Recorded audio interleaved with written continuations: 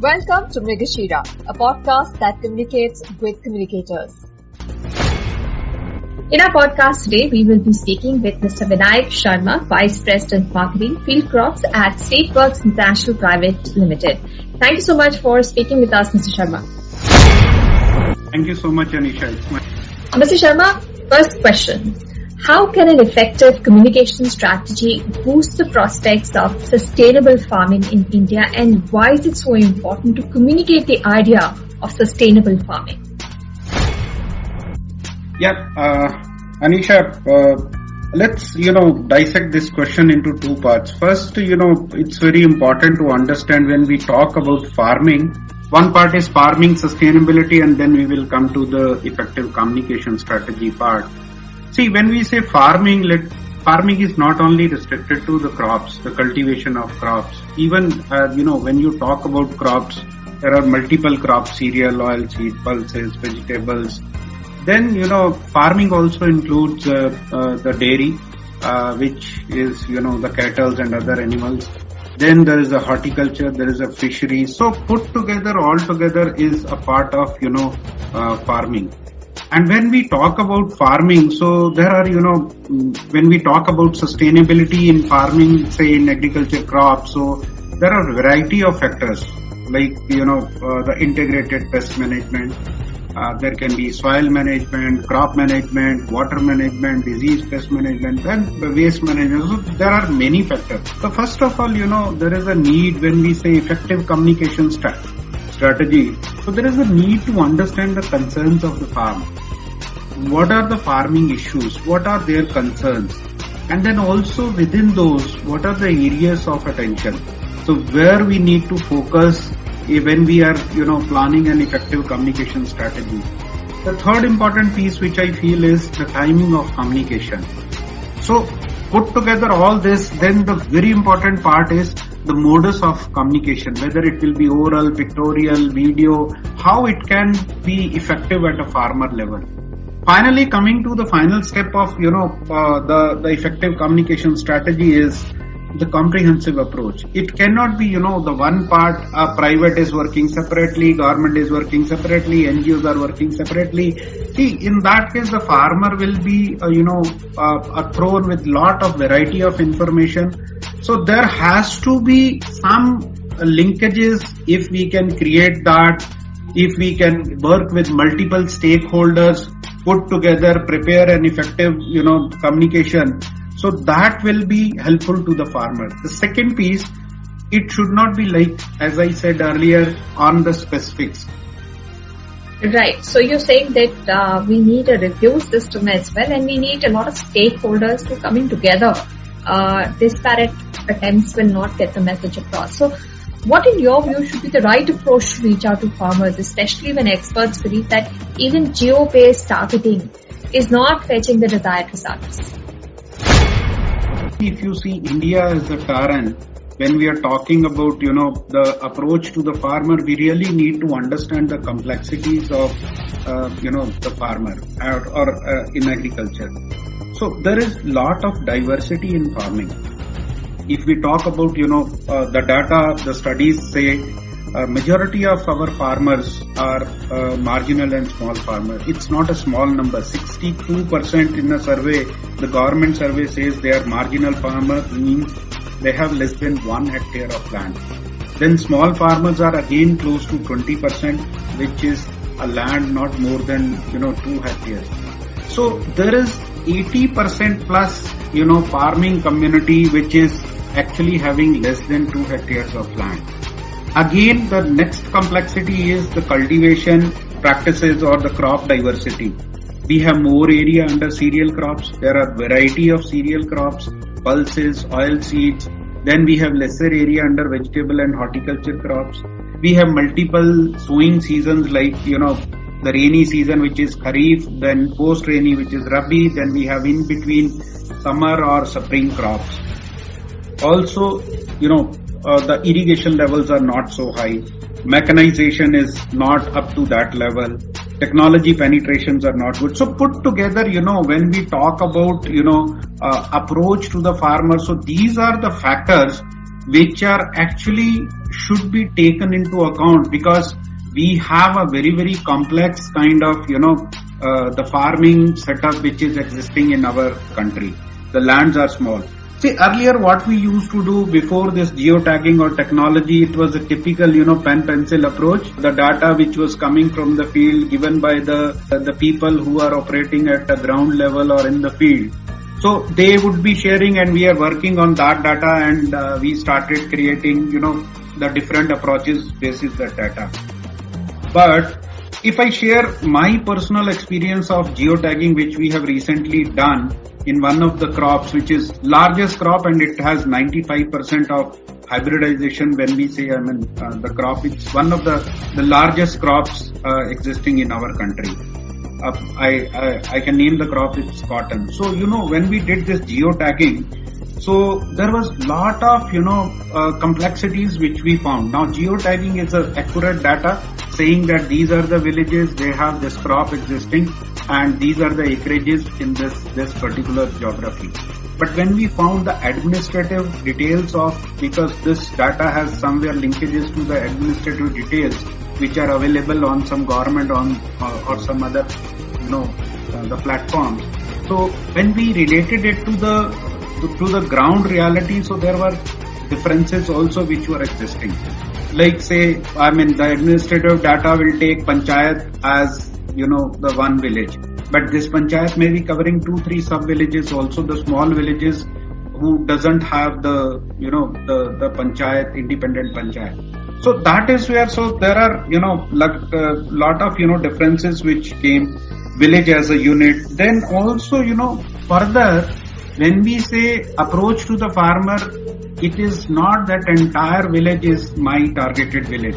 There can be further segmentations, basis land acreages, basis crop, and within crop there can be, the early maturity, the late maturity, there can be, the variations in lot of, other technical grounds. So there is a complexity which is existing. So when we say we have to prepare an approach, I would say still the geotagging, the geo-based, technologies, these are still workable because these are some authentic technologies, but we should have patience and perseverance to, reconcile the data for practical use. Right. Now, Doordarshan used to have Krishi Darshan, agri-based shows, but new media platforms do not offer such programs or products, What we have now is a lot of agriculture experts with their YouTube channels sharing their experiments and opinions. There's always a question of credibility here. So how do you encourage mainstream media to produce credible yet interesting shows that benefit farmers? This is actually very interesting and very good question. I completely understand because I have seen the days the younger age was completely on Doordarshan, so I could see the Krishi Darshan and some of the programs which were very, very useful. But now, with the expansion in on the media platforms, and there is literally, completely, there are social media, there are other media. So let me be very honest, it is customer who will decide the channel. It's not like the channel will decide the customer. Okay, they can create their programs and keeping in mind that which is the consumer or the audience which they wanted to address. But first of all, coming back, rural is a very, very important landscape, and I don't believe that any of the industry, including media, can literally, go away, from the rural, because the mass exists there, whether it is in terms of population or in terms of, the customer base. So there is a lot of people who are existing in rural areas. So some of the, coming back to the question, so why this credibility issue is arising? So why, the information is not all the way wrong. The information is correct. What people are sharing on YouTube, on Facebook, on some of the other medias, it is all the way, it is correct. But still, there is an element of doubt whether the person, talking on those channels is really making sense, or, if I'm in a real need being a farmer, I may adopt some, but I may not be completely believing that. You are pointing it out right. But I'll just share one of my example where, I interacted with the farmers and being into marketing for a long time with 29 years of my career. So there were certain notions, strong biasness in my mind that, okay, these are the areas, these, advertisement medias, these van campaigns, farmer connect activities, these are really, workable things for branding, promotion, connecting, approaching and communicating with the farmer. So one is clearly that there should be an involvement of a user farmer, the who has experience, who has himself tried the technology. That will be really, really value addition to any program which is, working around farming. So that will make sense. That is where the interest of farmer will be high, and the whatever, the information provided, the adoption will be equally high.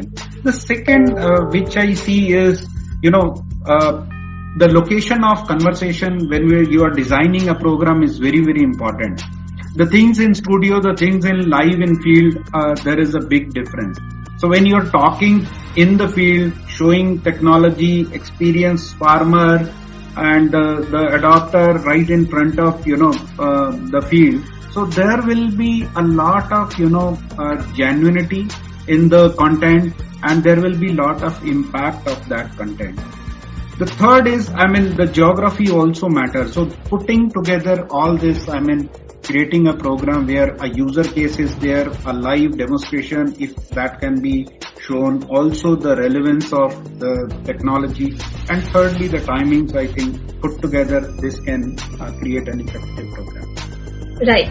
The government has understood the role of information and communication technology in agriculture for sustainable agriculture farming. And, we are seeing a lot of startups also reaching out to the farmers using innovative communication techniques. So what role do you see for startups in this area? And you had said that, stakeholders need to come together. How does this aggregation happen? Yeah.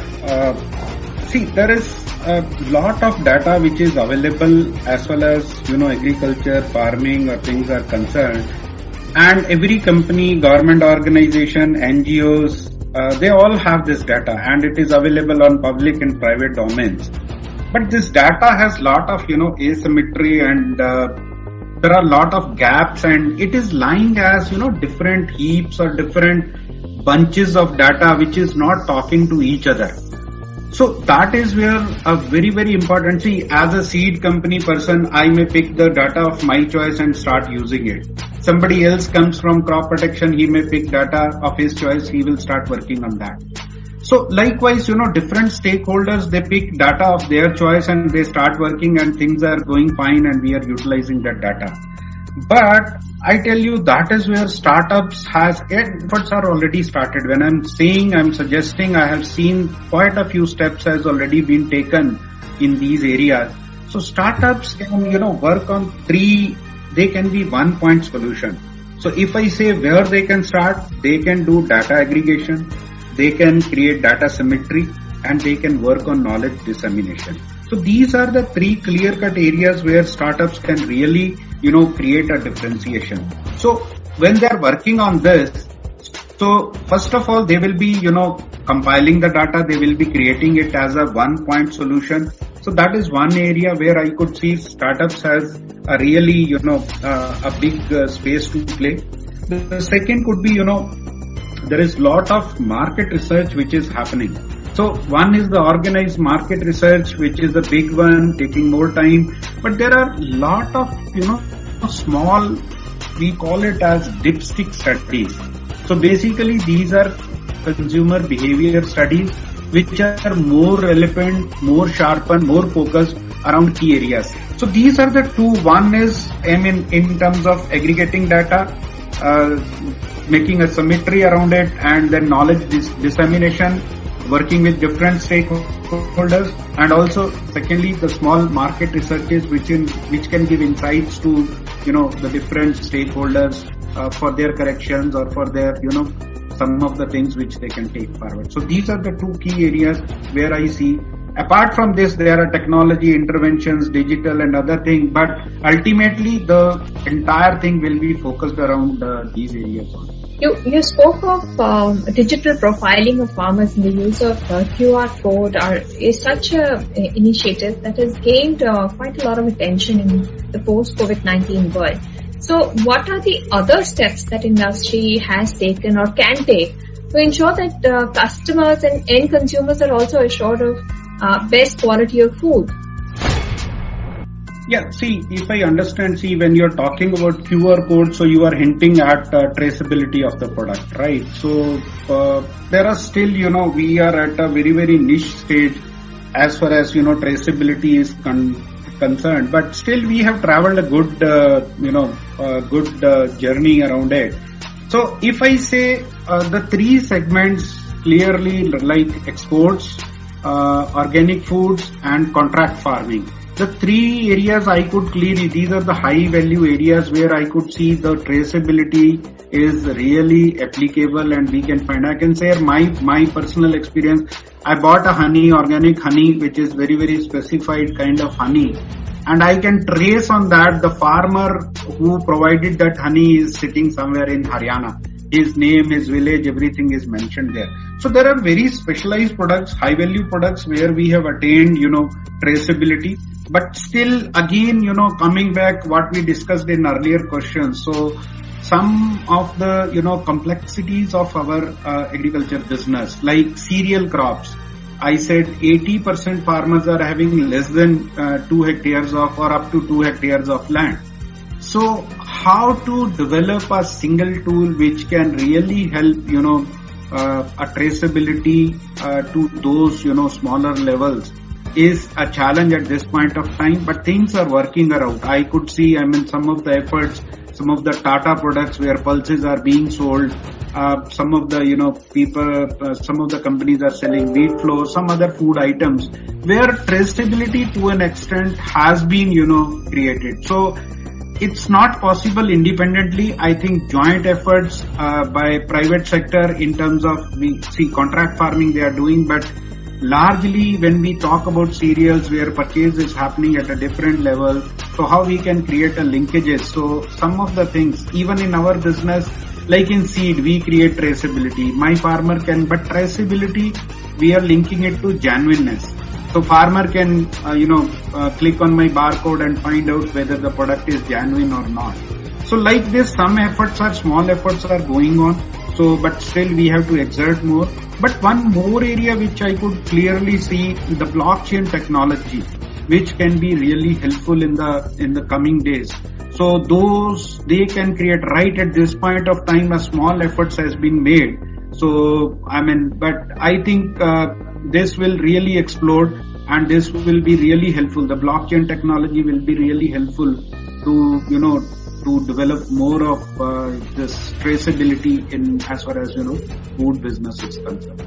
Right. Let's hope we will have startups that will take up the blockchain opportunity to get that transparency and information in for customers to be able to track the quality of products, and farmers also to be assured that they will get appreciation for a good product. Thank you so much, Mr. Sharma, for joining us and sharing with us your views on sustainable farming and the right communication strategy that is required for this.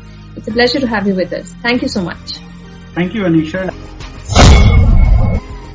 Hope you enjoy listening to Mrigashira, a podcast for communication folks. Do share your suggestions and feedback on mrigashira@digitales.co.in. Have a great week ahead and don't forget to tune in next week. Till then, adios.